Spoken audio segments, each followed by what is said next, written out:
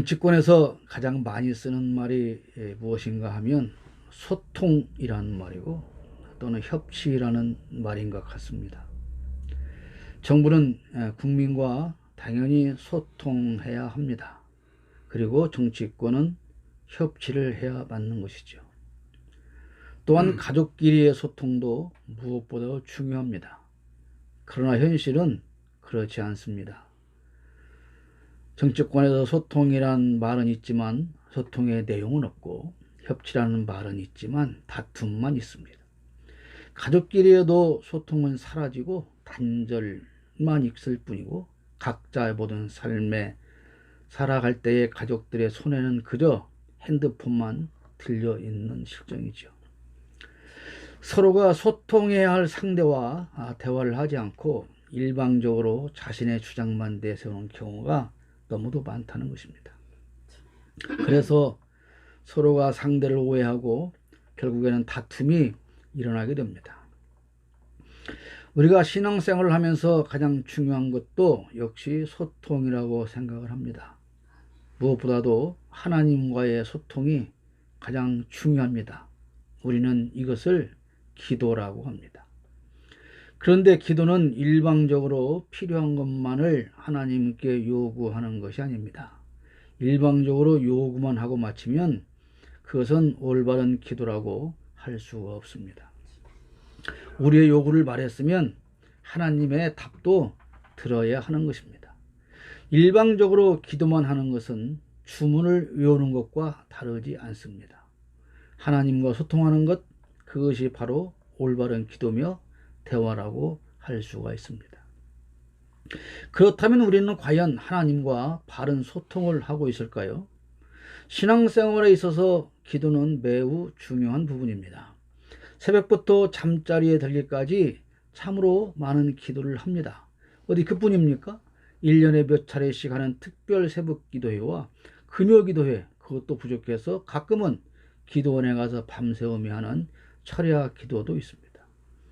그러나 중요한 것은 기도의 양이 아닙니다. 얼마나 많은 시간 동안 기도했느냐, 그것도 중요하지만 그보다 더 중요한 것은 기도의 내용입니다. 무엇을 기도했는가 하는 것이죠. 무엇을 기도할 것인가. 오늘 본문을 통해서 이 문제를 생각해보며 은혜를 받고자 하는 것입니다. 오늘 8절 말씀 보면 주 만군의 하나님 나의 기도를 들어주십시오. 야곱의 하나님 귀를 기울여 주십시오. 그렇게 말씀하고 있습니다. 우리가 기도할 때 먼저 하나님 내 기도를 들어주시기를 바랍니다 라는 기도를 해야 한다고 하는 것입니다.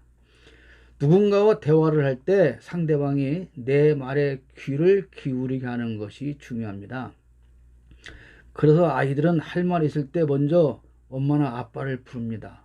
진호 같은 경우는 엄마한테 할 말 있으면 엄마를 한 번 부르는 게 아니고 엄마 최소한 4번을 부릅니다. 최소한 4번 부르고 가서 또 옆구리를 찔러서 자기와 눈이 마주쳤을 때 그때 비로소 얘기를 하죠. 엄마 아빠가 나와 얼굴을 마주쳤을 때 자기의 생각을 말하는 거예요. 하나님과의 기도에서도 마찬가지라고 하는 것입니다. 국회에서 진행하는 청문회나 국정감사를 보면, 지금도 국정감사 기간이죠. 국회의원들이 혼자서 정해진 시간 동안 질문을 하느라고 그 시간을 다 써버립니다.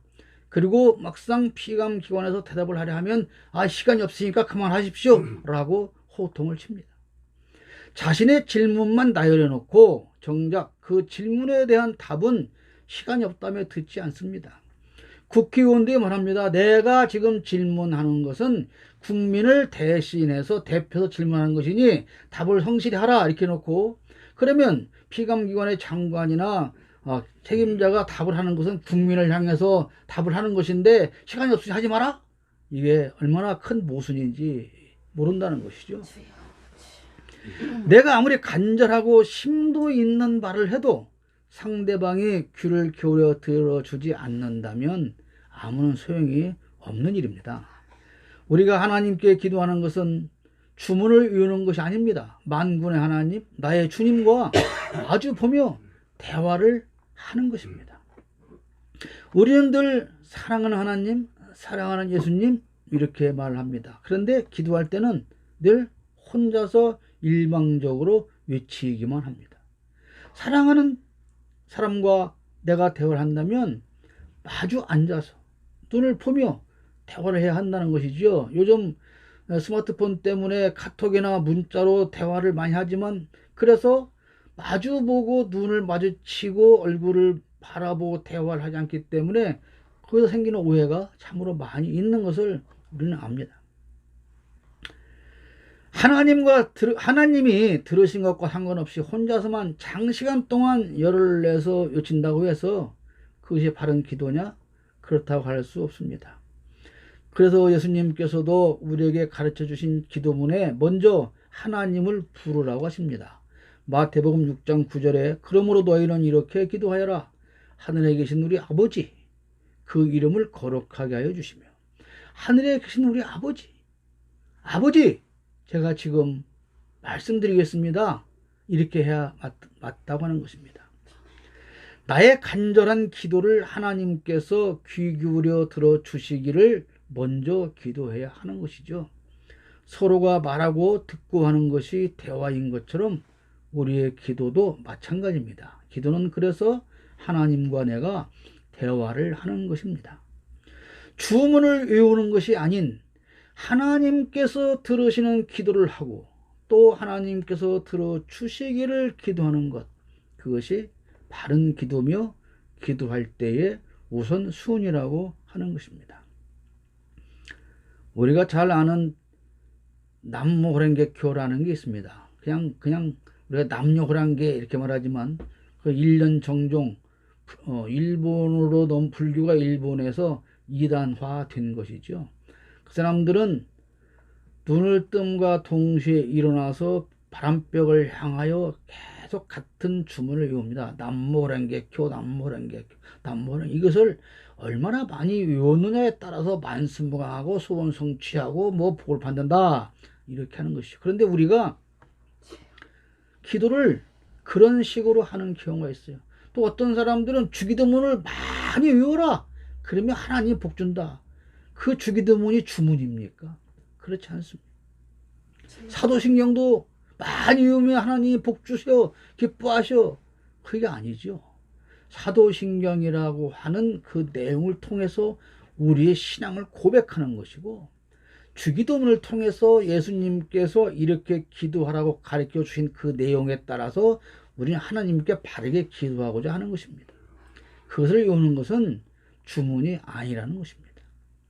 얼마나 많은 시간 동안 기도했는가를 자랑하는 사람들이 있죠. 많습니다. 특히 뭐 며칠 금식 기도하고 며칠 금식 기도하고 그것도 모자라서 뭐 40일 금식 기도를 뭐 몇 번 했고, 또 어떤 겸손한 사람은 예수님도 40일 금식 기도, 내가 어떻게 감히 예수님과 똑같이 40일을 못해서 나는 39일만 했다 뭐 이런 사람도 있고, 그 39일을 뭐 여러 번 했다 이런 사람도 있고, 그러면 예수님은 단 한 번 했는데 왜 여러 번 하는 것인지, 그건 교만하지 않은 것인지 모르겠습니다만은, 아무튼 내가 얼마나 많이 기도했는가 그걸 자랑하는 사람도 있어요. 물론 그렇게 많은 시간 동안 기도하는 거 대단합니다. 훌륭하죠. 그렇게 많은 시간 동안 기도하지 못하는 우리가 그것을 비판하거나 비난할 권한은 추구도 없습니다. 그러나 그 많은 시간 동안 기도한 것보다 더 중요한 것은 그렇게 많은 시간 동안 하나님께 외쳤는데, 말씀을 드렸는데 하나님께서 들어주시는 기도를 했는가 하는 것입니다. 합당한 기도인가. 아이들이 그러죠. 부모에게 엄마 이것 좀 해주세요. 맨날 똑같은 걸 해달라고 해도 대꾸를 안 씁니다. 그러면 아이들이 그러죠. 내가 그렇게 많은 욕을 했는데 왜 안 들어주십니까? 그 왜 안 들어주실까요? 부모가 합당하지 않기 때문에 안 들어주는 것이죠. 들어보나 마나 뻔한 소리를 계속 하니 관심도 안 갖는 것입니다. 기도는 그 내용이 더 중요한 것입니다. 들어주는 사람이 없는데 혼자서 아무리 오랜 시간 동안 떠들고 산에 올라가서 소나무 뿌리를 몇 개씩 뽑아갖고 왔다고 한들 그게 무슨 소용이 있겠느냐, 그런 말씀입니다. 저는 시민사회라는 제의를 하면서 정치인이나 공무원과 대화를 할 때가 많습니다. 그저께도 시장과의 대화가 있었는데 저는 항상 그렇게 말합니다. 또 우리가 반대하는 기업체 책임자들과 대화할 때도 그렇게 말합니다. 제가 처음에 하는 말은 내가 왜 여기에 와서 당신한테 이런 말을 해야 하는지를 생각하고 그리고 내가 지금 하는 말에 귀를 기울여 달라. 그 얘기를 먼저 합니다. 귀를 기울여서 들어주지 않으면 내가 여기 와서 이 말하는 것이 아무 의미가 없다는 것이죠. 지난번에 낙선한 지역구 국회의원과 제가 여러 번 대화를 할 때 느낀 것이 그거였습니다. 내가 아무리 많은 말을 해도 상대방은 귀를 기울여 들어주지 않았습니다. 눈도 마주쳐 주지 않았고 시계를 쳐다보며 빨리빨리 끝나기만을 그저 기다리는 그런 것을 볼 때에 영혼이 없는 진심을 담지 않은 대화, 그것은 소용이 없다는 것이죠. 기도도 마찬가지입니다. 혼자서 일방적으로 강구만 하고 그치는 것은 기도가 아닙니다. 하나님께서 들어주시는 기도, 그 기도를 우리는 해야 합니다. 그래야 소통이 됩니다. 하나님과 소통이 없는 일방적인 기도는 의미가 없는 것이죠. 응답이 없는 기도는 허공에 떠도는 메아리와 같은 것입니다. 깊은 산에서 조난을 당한 사람이 나를 도와달라고 아무리 외쳐도 들려오는 것은 메아리뿐인 것처럼 혼자서 그저 내 하늘만 던지고 마는 기도는 그런 것과 같은 의미라는 것입니다. 또한 9절 말씀 보면 우리의 방패이신 하나님 주님께서 기름을 부어주신 사람을 돌보아 주십시오. 이렇게 돌보아 주시기를 기도하고 있습니다. 지난주에 우리 고양이 2마리 갖다 놨습니다만은 나는 그 반려동물 기르는 사람들을 보면 참 대단하다고 생각을 합니다. 집사가 뭐예요? 내가 일주일 동안 해보니까 이건 집사예요. 고양이가 나를 위해 존재하는 게 아니고 출근 시간도 30분을 땡겨야 돼요. 일찍 와서 있는 걸 틀어놔야 되고 똥을 치워줘야 되고 밥을 씻어서 밥을 줘야 되고 오늘 또 예배를 올 때 다른 주일날보다 30분 일찍 나왔어요. 빨리 가서 이걸 고양이를 다시 틀어놓고 닦아주고 청소해주고 씻어주고 밥 주고 이게 그걸 돌보는 것이 얼마나 대단하. 맞다. 집사라고 하는 말이 맞다. 이해가 되지 않을 정도로 그렇게 하는 사람들이 있는 걸 봅니다. 그러나 그런 정성스러운 보살핌을 통해서 그 동물은 안전하게 자랄 수 있게 된다는 것이죠. 갓난아이를 돌보는 엄마의 정성을 보면 돌본다는 말이 어떤 것인지 잘 알 수 있습니다. 우리는 다 아이들을 키워봤지 않습니까? 그 아이가 혹시 조금이라도 덜 것이라도 상할까 봐서 노심초사하며 있는 정성을 다해서 보살피었던 경험이 있다면 하나님께서 나를 돌보신다고 하는 것이 무엇인가를 알 수가 있는 겁니다. 갓난아이를 돌보는 엄마와 정성을 할 수가 있어요. 근데 가끔 철없는 어린 부모가 원하지 않는 아이를 낳고 제대로 돌보지 않고 방치해서 정상적으로 자라지 못하거나 심지어 사망에 이르게 하는 것들을 우리가 가끔 뉴스를 통해서 보게 되는데 참으로 안타까운 일이 아닐 수가 없습니다. 돌본다는 말은 언제 어디서나 어떤 상황에서도 안전하게 지켜준다는 뜻입니다. 철없는 어린아이가 무섭거나 위험한 줄 모르고 마구잡이 행동을 해도 부모가 옆에 있으면 안전한 것은 부모가 잘 돌보기 때문입니다. 이제 아이들이 돌진하고 아장아장 걸음만 할 때 손잡고 밖에 나가면 어떡합니까? 차가 오든 뭐가 오든 어느 길이든 아이는 막 뒤으뚱 하면서 뛰어갈 때 엄마가 뒤에서 손을 벌리고 이러고 따라갑니다. 언제라도 넘어지려 하면 가서 붙잡아줄 준비를 하고 쫓아가는 것. 그것이 뭡니까? 돌본다고 하는 것입니다. 우리는 늘 자신의 경험과 지식으로 세상을 살아가려고 해요. 지금 말씀드린 것처럼 그렇게 이제 아장아장 걷는 아이가 엄마가 손을 잡으면 뿌리칩니다. 싫다. 나 혼자 걸어가려고 그래. 그러면서 넘어지고 그러면서 깨지고 그럼에도 불구하고 손 잡아주면 싫다고 하지 않습니까? 부족한 자신을 알지 못하고 자기의 자신과 경험, 자기 자신의 경험과 지식을 가지고 세상을 살아가려고 합니다. 그게 바로 우리의 모습이에요. 하나님의 돌보심을 떠나서 스스로 살아간다고 하는 것은 마치 어린아이가 홀로서 위험한 곳에서 노는 것과 같다는 것입니다. 아이들은 자신을 돌보는 부모가 귀찮아서 싫어합니다. 그러나 그것은 위험한 일입니다. 마찬가지로 우리가 하나님의 돌보심을 외면하고 자신의 힘만 가지고 살겠다는 것은 마치 어린아이가 홀로 물놀이를 가는 것과 같은 것입니다. 그렇게 위험한 것입니다. 돌보려는 부모를 외면하고 혼자 떠나면서 필요한 것만 요구하는 아이의 뜻을 따르는 부모는 없을 것입니다. 아이가 놀러 간다고 그럽니다. 어디 가냐? 예, 해수 갑니다. 근데 너 혼자 가냐? 아, 걱정하지 마세요. 어떻게 너 혼자가 불안하게, 그럼 걱정 말고 돈이나 많이 주세요. 이랬을 때 부모가 그 아이를 믿고 돈을 달라는 대로 주어서 기쁘게 보낼 수 있느냐 그런 말입니다. 그런데 아이들은 그렇게 키우면서 정작 우리는 하나님 앞에서 그런 삶을 살고 있다는 것입니다. 주야장천 달라는 기도만 하고 돌봐달라는 기도를 하지 않습니다. 전능하신 하나님의 돌보심을 외면하고 오직 필요한 것만 요구하는 그런 신앙은 어린 아이와 같은 신앙입니다. 돌보심은 사랑입니다. 고아는 부모의 돌봄과 사랑을 받지 못합니다. 그래서 고아가 불쌍하다고 하는 것입니다. 그런데 스스로 가출해서 부모의 돌봄을 벗어나는 아이들도 있습니다.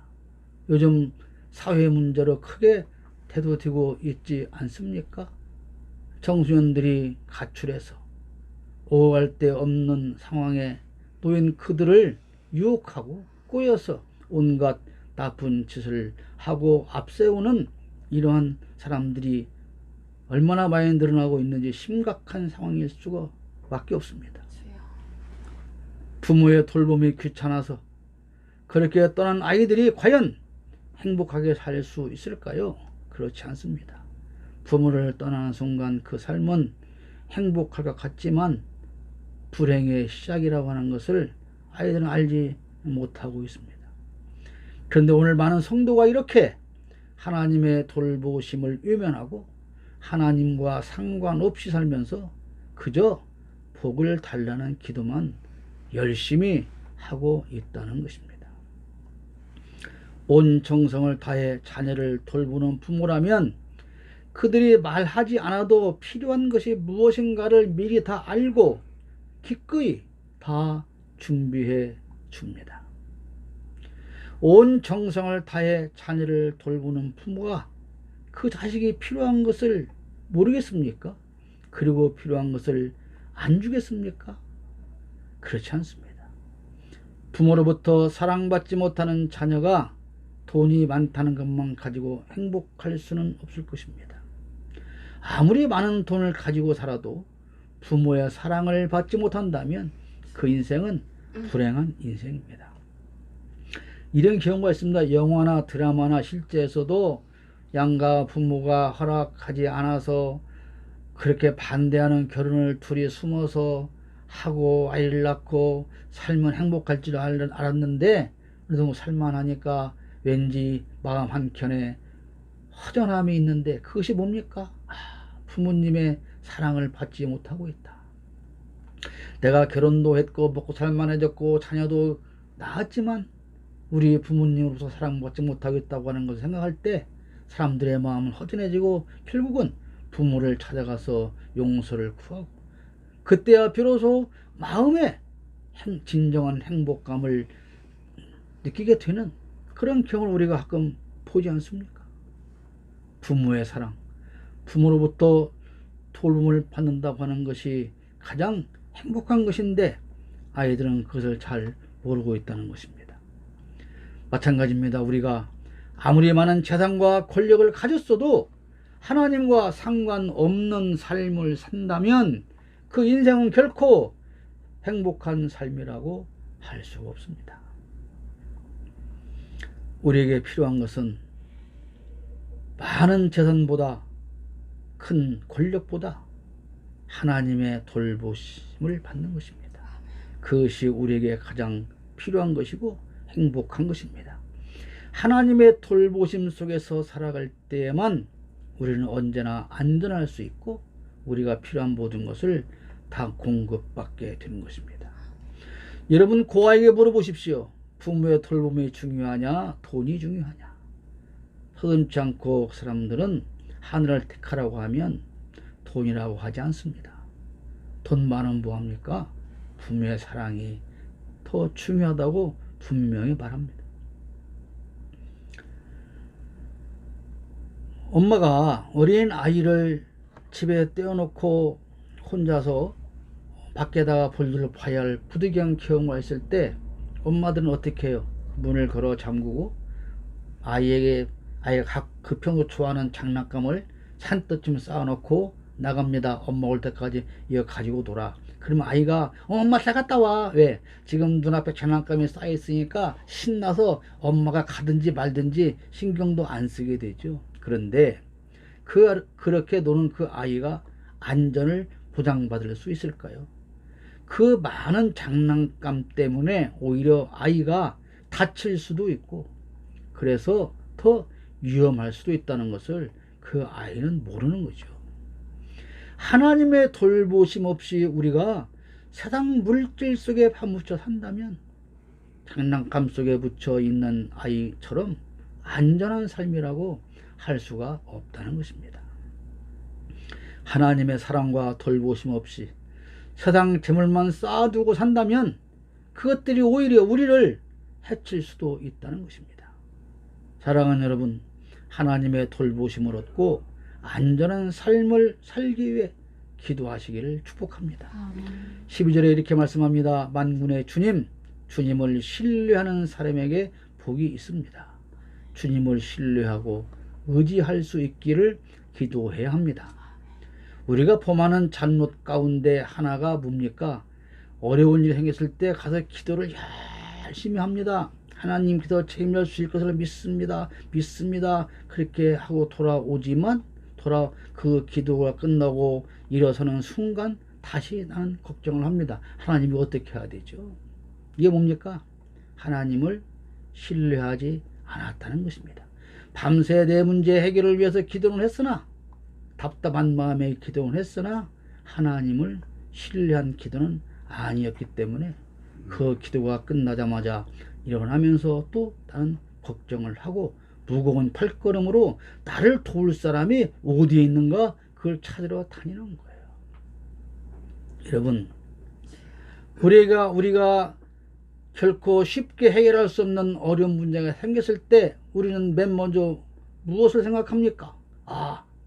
이걸 누굴 찾아가야 나를 도와줄 수 있지? 이걸 먼저 생각하십니까? 아니면 먼저 무릎 꿇고 하나님 앞에 기도부터 하십니까?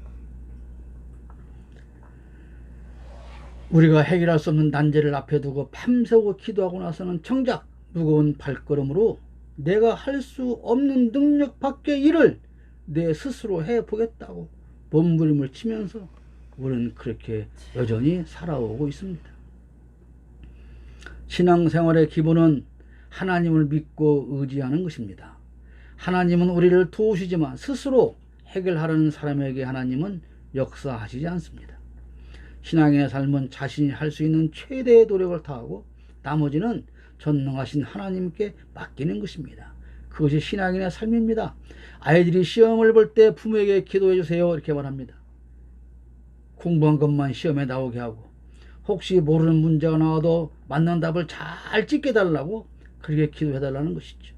그러나 기도하기 전에 우선 내 자신이 시험을 앞두고 정말 최선을 다해서 공부를 했느냐를 먼저 돌아봐야 합니다. 어떤 아이들은 평소에 교회도 잘 나가지 않고 공부도 제대로 하지 않고서 시험 성적이 좋지 않으면 하나님을 원망합니다. 하나님, 그래도 내가 가끔은 교회도 나갔고 헌금도 했는데 몇 번 교회 갔고 헌금 얼마 했는데 최소한 그것에 대한 보답은 하나님이 해줘야 하는 건 아닙니까? 라고 항변합니다. 그런데 하나님의 은혜가 아니었으면 네가 그것 조금 괜하고 그 몇 분 헌금한 것보다 내가 몇 배로 널 돕지 않았으면 너는 지금 그 성적도 안 나왔을 거라는 사실을 아이들은 모른다는 것이죠. 하나님을 신뢰하는 사람이 하나님을 의지하는 삶을 살 수 있습니다. 믿음이 안 가는 사람을 의지할 수는 없는 것과 마찬가지입니다. 그러므로 우리가 믿는 사람이라고 할 때 그 사람은 늘 하나님을 의지하는 삶을 사는 사람을 말합니다. 우리가 예수 믿는 사람이라고 한다면 교회를 열심히 다니는 사람을 말하는 것이 아니라 아무리 교회를 열심히 다녀도 매일의 삶 속에서 하나님을 의지하지 않는다면 그 사람을 신앙인이라고 할 수 없다는 것입니다. 하나님을 의지한다는 것은 아무것도 하지 않고 앉아서 기도만 하라는 것이 아닙니다.